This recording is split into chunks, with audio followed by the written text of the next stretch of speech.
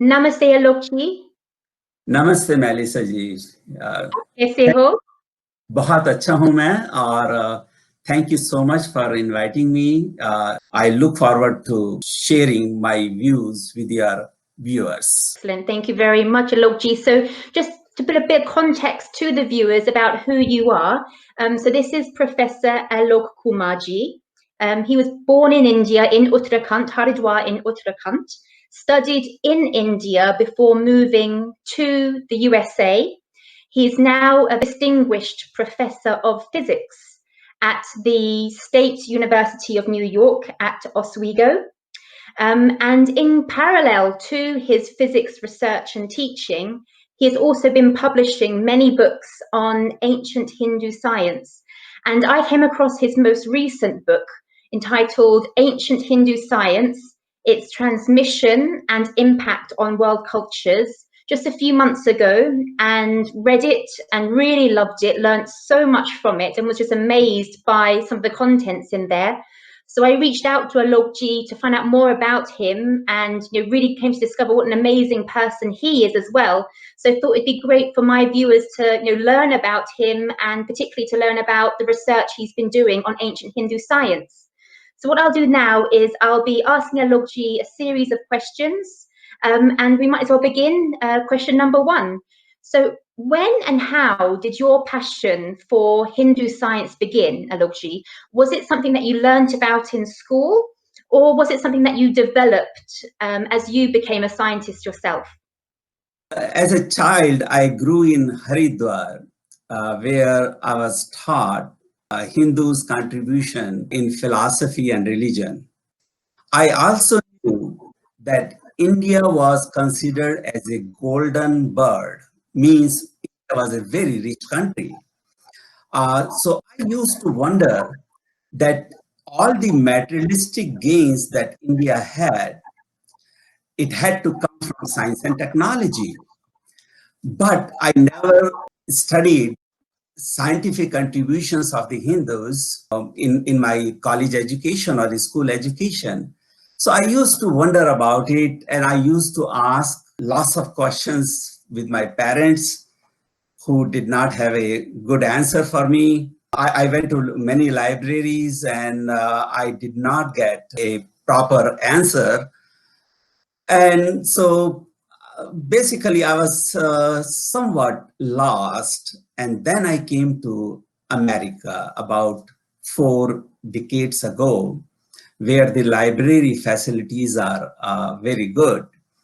And I decided that, okay, let me see if I can find some literature on the scientific contributions of the ancient Hindus. If Hindus were very good in science and technology, then other cultures must have written something about them. So I decided that I should go through the ancient literature of Greece, the Middle East, Egypt, Europe, and China.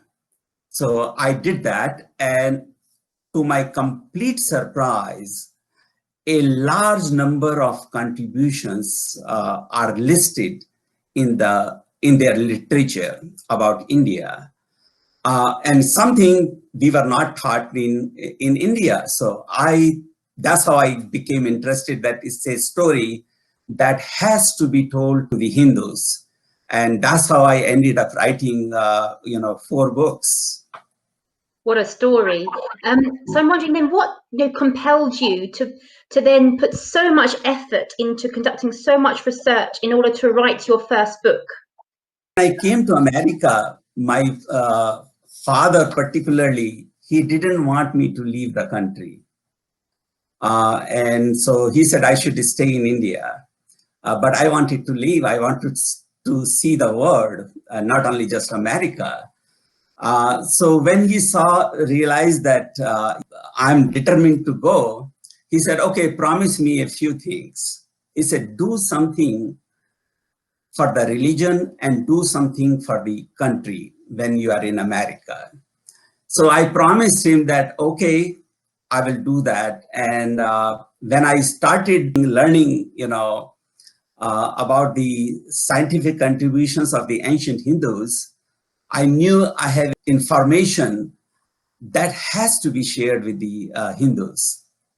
And it was so easy to decide that I should write a book. And so what I did was, the very first book that I wrote is based on a 11th century document from Muslim Spain. So in Muslim Spain, there was a judge, Said al-Andalusi, and he was very popular in Europe. So he wrote a book, Tabaqat al-Umam, and in that book, he first compiled the history of science with a global view. So he studied, he wrote about all different cultures and ranked them with respect to their contribution to science, and ranked Hindus to be number one. And I thought, my God, this was the European knowledge in 11th century. And the book was so popular. And today, the book has become extinct. We did not even know. So I decided that I have to share this book with the English-speaking world. And that's how my very first book, Science in the Medieval World, was published.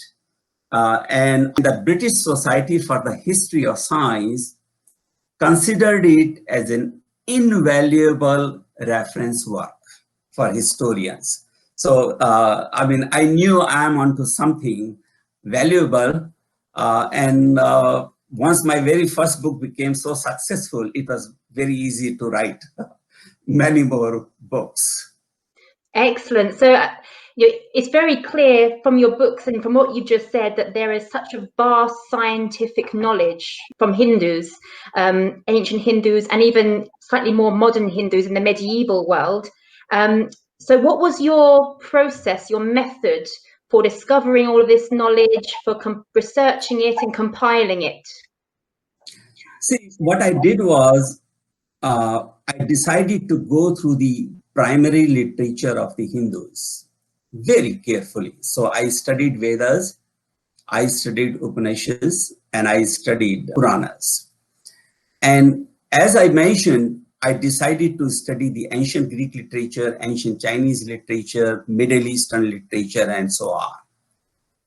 And when I realized that whatever these foreigners are saying about India is matching with the ancient books of the Hindus, and it also matched with the archaeological sites. Like, for example, the Middle Eastern people are saying Hindu steel, Falade Hind, is the best steel. And we have iron pillar in New Delhi, which is not catching any rust. So there is the archaeological evidence, there is the documentary evidence, and the evidence in multiple sources. It was very easy to write a coherent story out of these documents. And that's what I did.